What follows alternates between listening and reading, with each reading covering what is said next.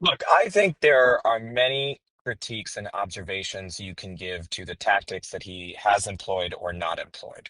And I can talk a little bit about that. But I think there's something much more fundamental, which is, and I've said this already, Andrew Cuomo attempted to run a mayoral primary as a Democrat in New York City in 2025 like it's 1995. What the campaign has made clear is that they have absolutely no basis of of a foundation of understanding who actually lives in the city, how the demographics of the city have shifted.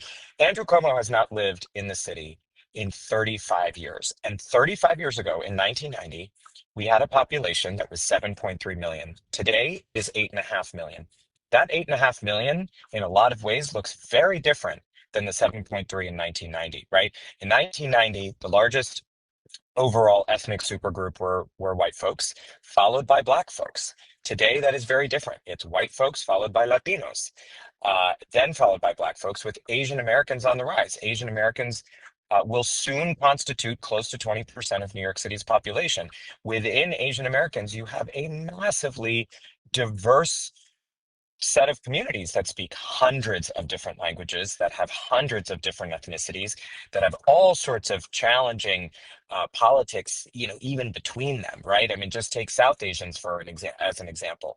I mean, one of the world's most geopolitically volatile regions is South Asia because of the ongoing feud between India and Pakistan.